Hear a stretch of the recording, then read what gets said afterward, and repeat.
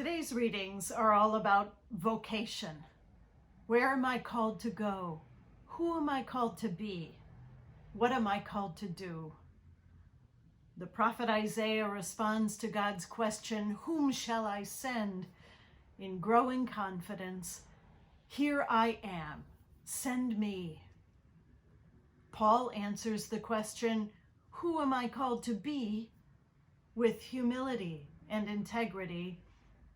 "By the grace of God, I am what I am," Paul says. What you see is what you get. The gospel narrates the call of the fishermen to follow Jesus. From now on, you will be catching people. I'm remembering important vocation moments in my life. The eagerness to follow Jesus as a young person. The energy of that response came up against the question of how. Vowed religious life, single, married. I was afraid to choose. Later, I sought to follow Jesus as a young professional. The images, the stereotypes I carried came up against the question of who. My identity didn't look like who I thought belonged in church ministry. I was afraid I didn't belong. Recently, discerning a new path in my life, I came up against the question of when. Letting go of the familiar before having something concrete to grasp paralyzed me. I was afraid to make the move. Thomas Merton wrote, "Every person has a vocation to be someone.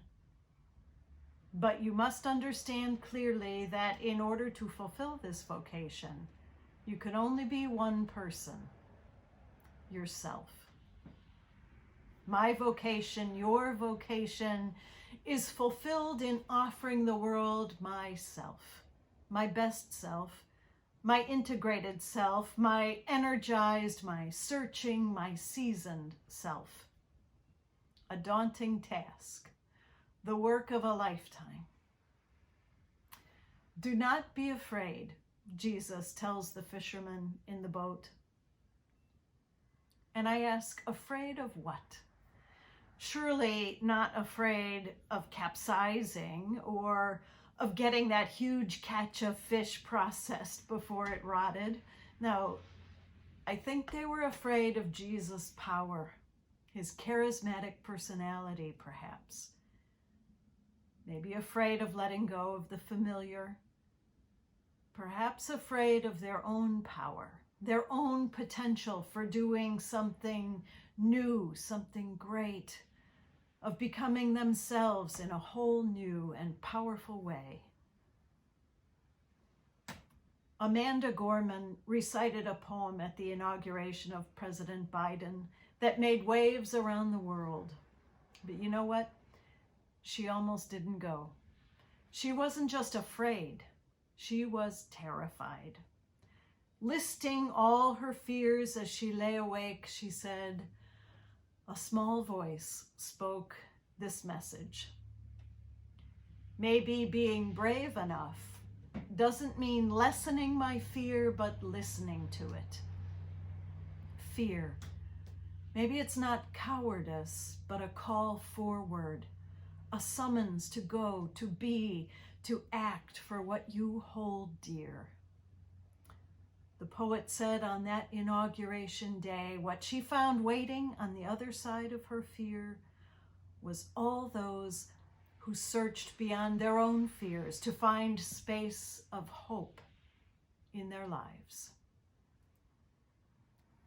Each of us is being asked to search beyond our own fears today. The invitation to fish for people is given, to speak up, to heal, to feed, to forgive, to include, to risk. How will you listen to your fear? And then how will you respond today?